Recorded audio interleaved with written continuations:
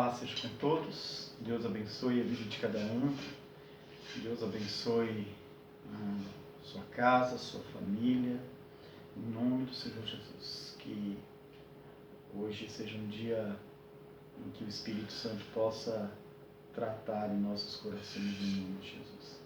Amém? Que Deus te abençoe. Hoje nós vamos falar a respeito do assunto da nossa campanha. Se não me engano é a quinta, né? Tapando as brechas. E hoje a gente vai falar sobre cura. E Tiago, capítulo 5, versículo 14. Tiago 5, 14. A palavra do Senhor fala assim: está alguém entre vós doente?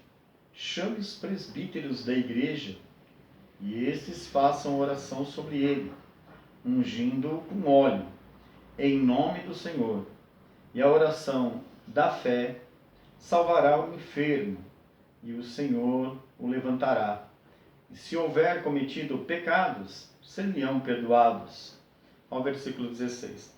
Confessai, pois, os vossos pecados uns aos outros, e orai uns pelos outros, para serdes curados. Então nós vamos conversar um pouquinho a respeito de cura, mas eu gostaria desde já, que quando terminasse esse vídeo, que vocês estivessem assim, se dividindo, né?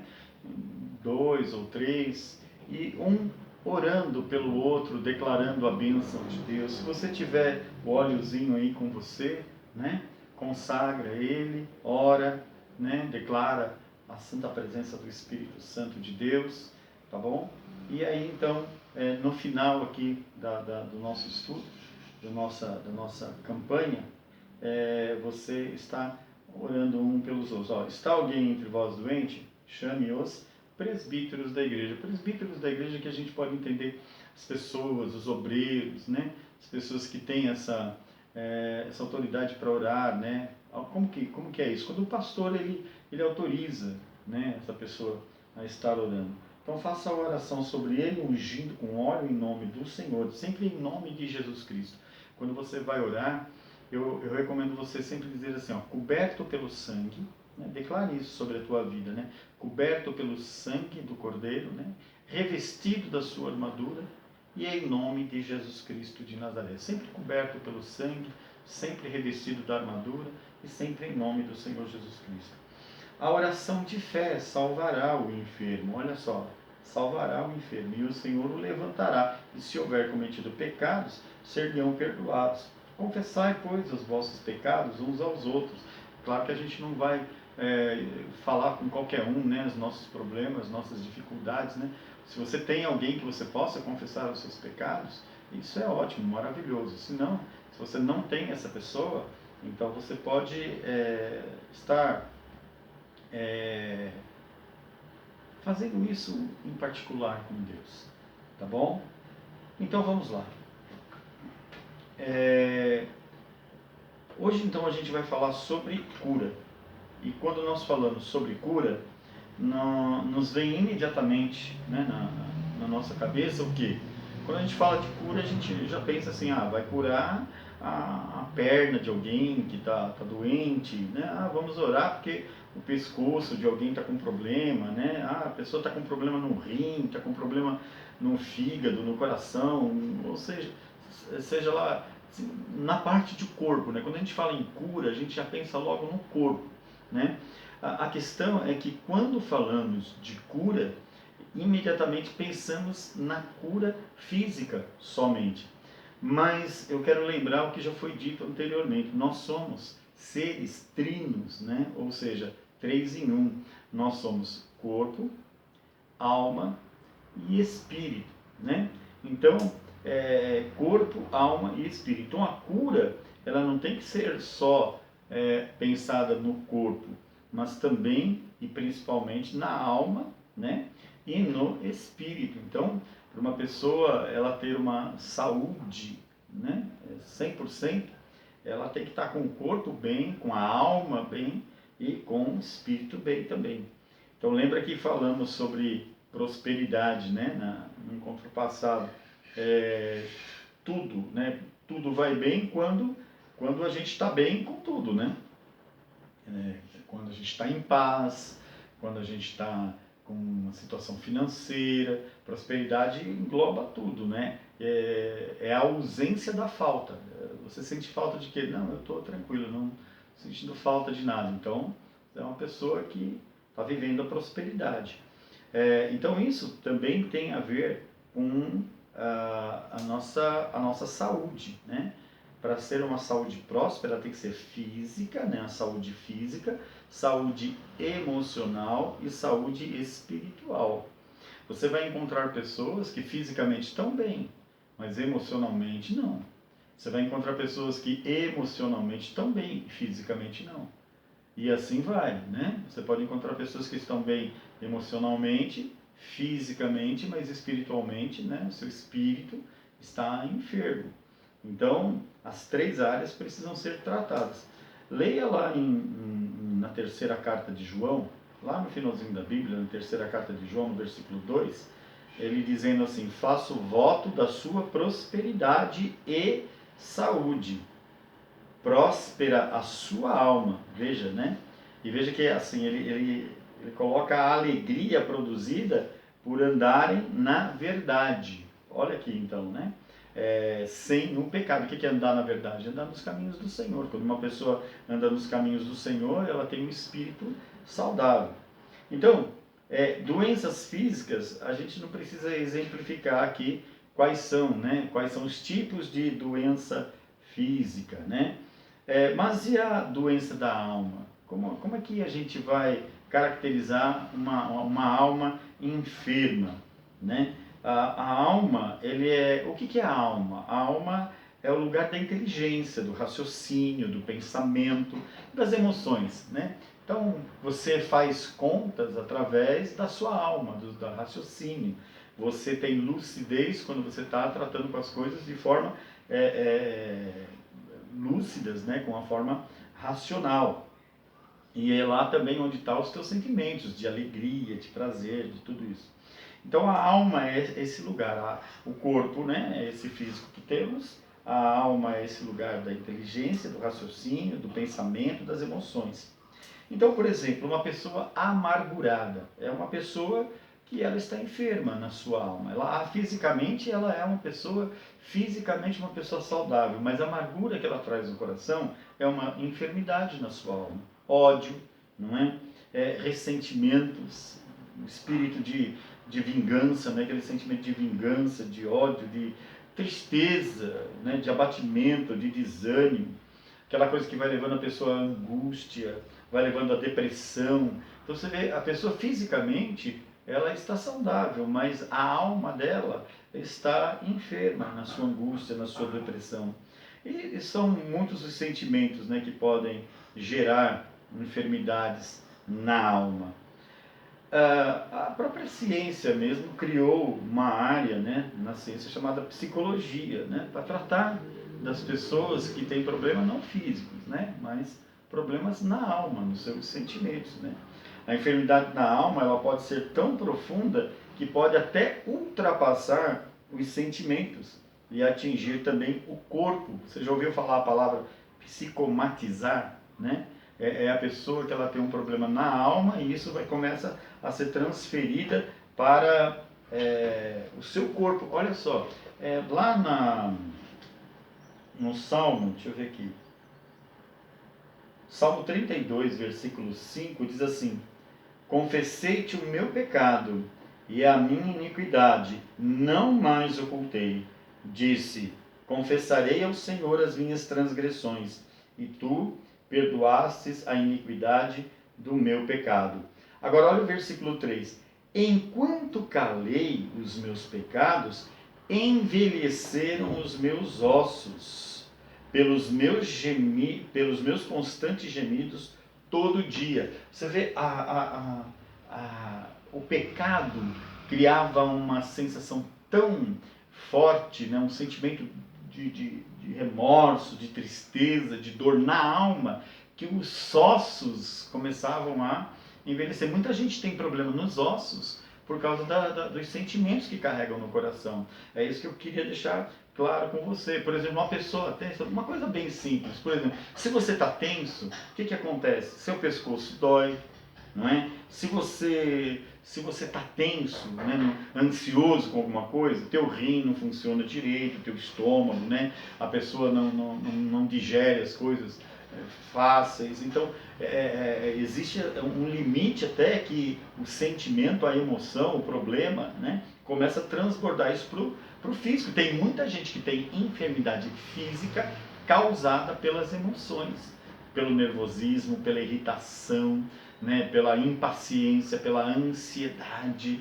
né, por uma série de coisas. Isso vai acarretando o quê? Uma enfermidade. A pessoa vai envelhecendo, os ossos vão envelhecendo, os órgãos não vão funcionando direito. Então é muito sério a gente tratar da saúde da nossa alma, né? Então muitas enfermidades têm origem, enfermidades físicas têm origem na alma ferida, no coração ferido. A ciência até criou também uma área para isso. Enquanto, por exemplo, a psicologia vai cuidar lá dos sentimentos, a psiquiatria ela vai mais fundo ainda, né? Ela cuida não só da mente da pessoa, mas com medicamentos para interferir ali no funcionamento do próprio corpo, tá certo?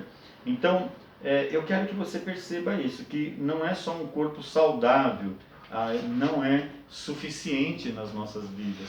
Amém, querido? Você está entendendo isso? A alma também precisa ser cuidada. Eu disse que somos trino, né? Então, o corpo, né? A alma e o espírito. Então, a terceira área a ser cuidada da saúde é o espírito. Mas nós chamamos de cura do espírito, de libertação. A gente vai tratar isso no próximo encontro, no próximo vídeo. Então, hoje eu quero falar um pouquinho mais específico sobre a cura da alma, a cura do espírito, que a gente chama de libertação, a gente vai ver no próximo vídeo. Então, para a alma, no nosso crentez, né, no jeito do crente falar, para a alma a gente tem uma coisa que chama cura interior, né?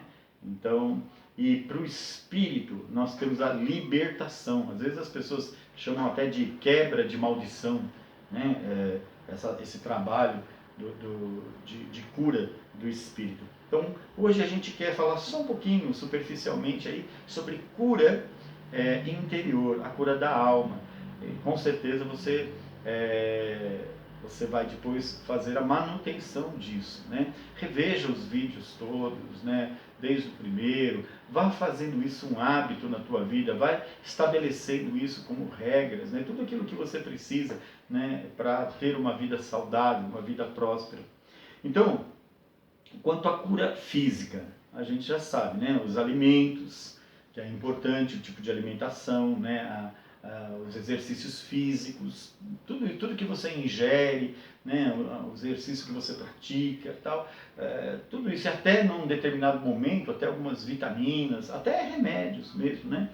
Quem sabe até uma pessoa chega num ponto de gravidade física que precisa de uma cirurgia, né? Eu passei por uma cirurgia no coração, né? Tudo Deus no controle, foi tudo Deus na frente, né? Mas precisou da interferência, né, da cirurgia ali para o meu coração, no sentido físico, estar bem, né? E está, graças a Deus. Então, sem dúvida, que temos os médicos, os remédios, os exercícios, os alimentos e, logicamente, também a nossa oração, né? O nosso compromisso com Deus, com a palavra, para que a gente possa estabelecer os milagres em nossa vida, né? Agora, em relação à alma, como já foi dito, né? Psicólogos, terapia, mas uma coisa importante para nós obtermos a cura na nossa alma, a renovação da nossa mente. Romanos capítulo 12, versículo 2. Renovar a nossa maneira de pensar. E em que ponto que essa renovação ela deve acontecer? Então presta atenção agora que a gente vai entrar em dois pontos importantes para que a sua alma seja saudável, ok? Duas coisas importantes. Primeiro, saber que eu posso ferir alguém com palavras. com atitudes, né? Tanto quanto uma paulada na cabeça. Às vezes uma paulada na cabeça dói menos, machuca menos do que uma palavra desferida fora de hora, fora de propósito. Muita gente machucada não porque levou uma paulada, não porque levou um soco, mas porque ouviu, né, uma palavra que machucou profundamente. Então presta atenção nisso para a cura da alma.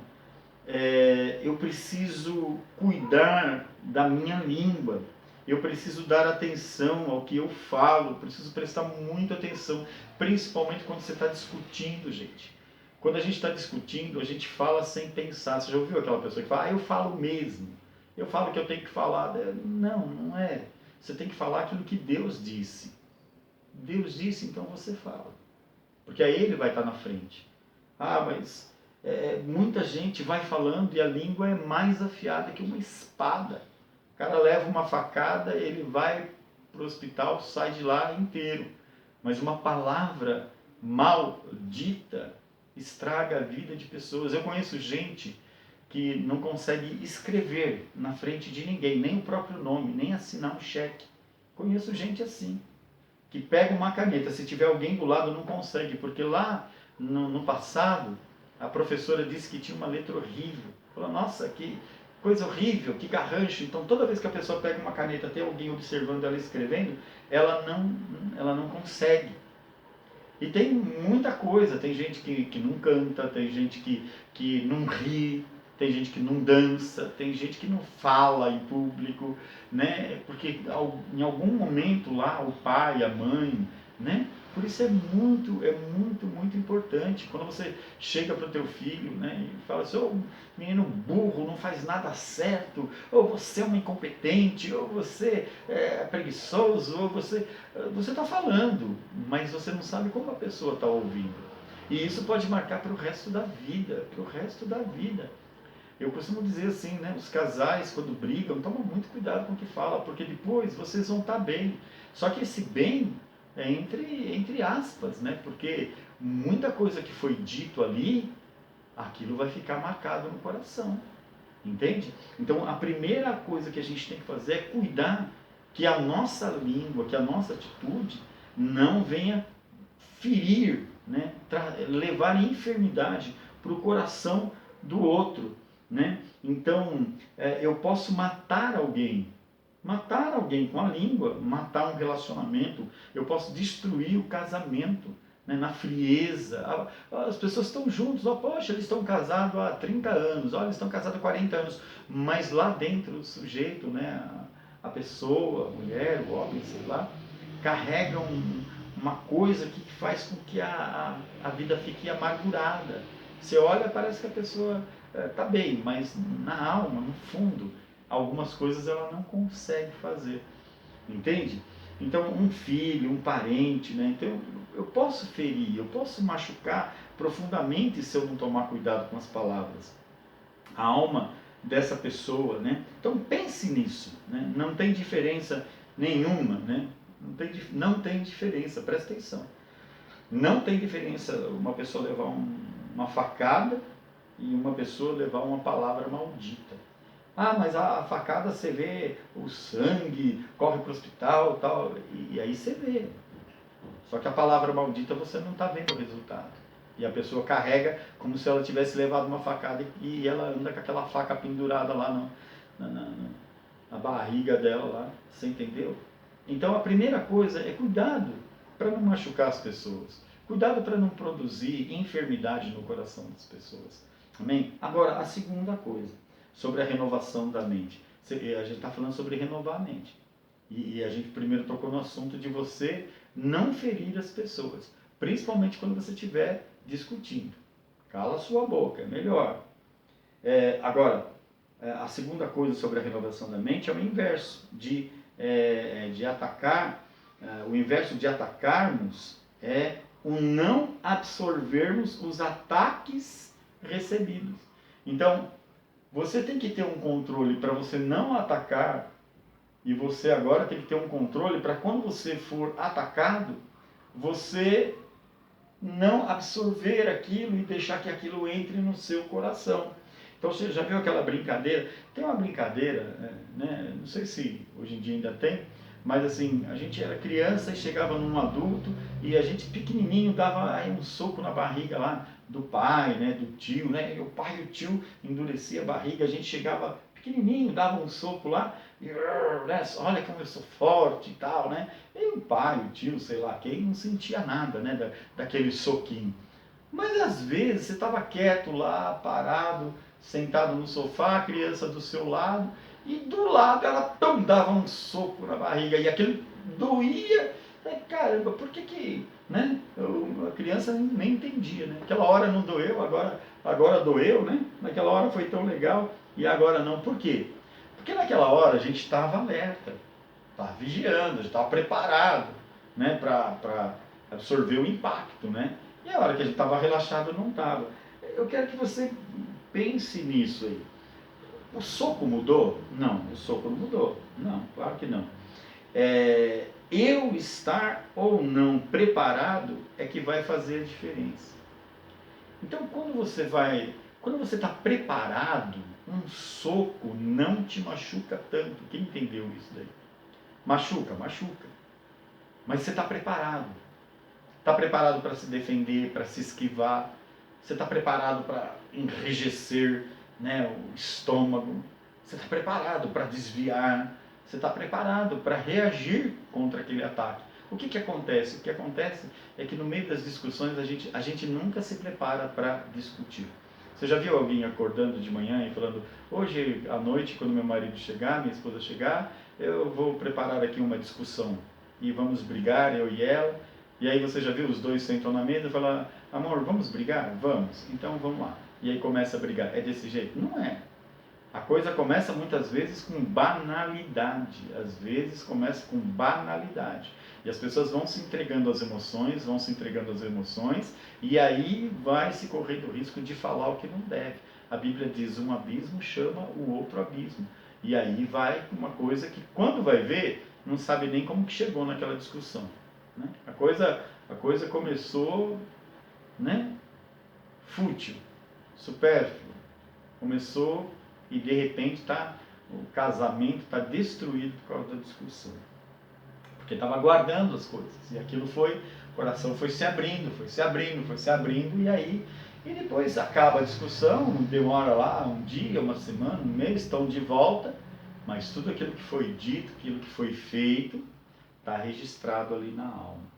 Então, se o ambiente, a conversa começar a esquentar, lembre-se, a alma é o centro da emoção, mas também é o centro da razão. Presta atenção nisso aqui agora. Eu posso agir com a minha alma de duas maneiras: emocionalmente e racionalmente. Então eu quero dar uma dica para você. Primeiro, que você controle a sua língua, logicamente, para que você possa tratar as coisas de forma racional, né? E quando você também estiver recebendo alguma ofensa, que você possa tratar de forma racional. Então, aperte o gatilho da razão.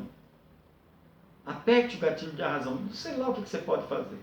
Dá um puxão na sua orelha e vai: pronto, liguei a razão. Agora não vou mais agir emocionalmente. Razão, raciocine, pense, trava a emoção. Não deixa se levar pelo vento da emoção. Pensa mais do que sinta. Entendeu? Em vez é por isso que as pessoas estouram, é por isso que as pessoas falam bobagem, é por isso que as pessoas se destroem. Destroem os relacionamentos, as amizades. Destroem. Por quê? Porque não pensaram para falar. Entendeu isso? Pense então. A pessoa chegou exaltada, então agora não é hora de falar. Ela não está enxergando o outro lado, o outro teu ponto de vista. Então escolha melhor as palavras para argumentar. Não está falando. Um quer gritar mais que o outro, um quer quebrar mais que o outro, um quer até voar no pescoço do outro. Vê de manhã cedo aí, você pega esses jornais terríveis, né? De manhã você começa a ver os jornais aí, é só isso que acontece. É o cara que bate no porteiro, o outro que bate no motoqueiro, o outro que bate por quê? Ninguém raciocinou, ninguém pensou, ninguém argumentou. Era pura emoção, a emoção à flor da pele. Não, a alma tem que ser também tratada com raciocínio, com lucidez, com clareza. Pense no argumento, né? Ele não está ouvindo, então eu vou me calar por enquanto. Deixa falar. Não vou absorver e também não vou ferir. Não, ele está fazendo isso de novo. Poxa, o cara pisou na bola, fez isso de novo. Eu vou orar mais, vou interceder mais, vou jejuar mais e vou buscar a palavra certa para eu poder argumentar. Então, numa discussão, você deve falar mais com você do que com o outro. Você entendeu essa dica? Numa discussão, você não tem que ouvir o teu coração, você tem que ouvir o teu raciocínio. Então, quando você estiver discutindo, né, numa situação, eu estou falando isso porque isso acontece, né, frequentemente. Então, quando você estiver numa discussão, fale mais com você, converse mais com você. Converse com você, dentro de você, diga assim, qual é a palavra que eu tenho que falar agora? Será que eu tenho que falar agora? O que eu preciso dizer agora? Será que agora é hora? O que eu preciso fazer? Converse com você. Você vai ver, querido, olha, as coisas vão ficar muito melhor. Está no meio da discussão, comece a falar, Espírito Santo de Deus, fala comigo, coloque em minhas palavras. E se eu não tiver que abrir a boca, Espírito Santo de Deus, converse com você, converse com Deus, tá bom? Quantas doenças na alma poderiam ser banidas, né? Quantas doenças na alma pela renovação da nossa mente, né? Pelo orar, pelo vigiar, pelo domínio próprio, sempre vou falar sobre o domínio próprio, né? Pelo fechar a boca ou abrir a boca na hora certa. Depois você quer saber sobre a língua, né? Leia Tiago 3. Tiago 3 é importante. Então era isso que eu quero dizer para você, né? A cura física, a boa alimentação, exercícios, né? A cura espiritual nós vamos tratar no próximo vídeo. Agora, a cura da alma. Procura renovar a sua mente e entender que você não deve ser impulsionado pela razão, né? Pela razão. Use a emoção para outras coisas, né? Use a emoção para o amor, para o carinho, use a emoção para um filme, use a emoção para contemplar os céus, né? Para uma música, use a emoção para as coisas boas, né? E não para a amargura, para a tristeza. Nessa hora, né? Para a discussão, para as contendas, para as desavenças, não. Nessa hora, muita lucidez, aperta o gatilho da razão, fala, eu vou começar a pensar agora. Comece a orar, falar com Deus. Comece a orar e falar com Deus. Mais com Deus, mais com você e menos com aquele que está tentando discutir com você. Espero que você pratique isso em nome do Senhor Jesus, que nos instantes de adversidade você possa estar aplicando isso em nome de Jesus. Amém? Pense mais do que sinta nesses momentos de contrariedade. Amém? Nos momentos de contrariedade. Que o Senhor te abençoe em nome de Jesus, que o Senhor cure não só o teu corpo físico, que todos os órgãos, né, do teu corpo possam estar plenamente saudáveis. Eu oro, se você está com uma enfermidade agora e puder colocar a mão no lugar da enfermidade, receba a cura agora em nome de Jesus. E que o Senhor possa tocar no mais profundo da tua alma, para você ser curado de toda palavra maldita que foi transferida para você, desferida, que você absorveu. Que seja curado agora a tua alma, que você possa ter um equilíbrio, que você possa ter domínio próprio, que você possa controlar-se em nome do Senhor Jesus. E nos vemos no próximo vídeo para tratar da libertação em nome do Senhor Jesus. Deus abençoe e fique em paz.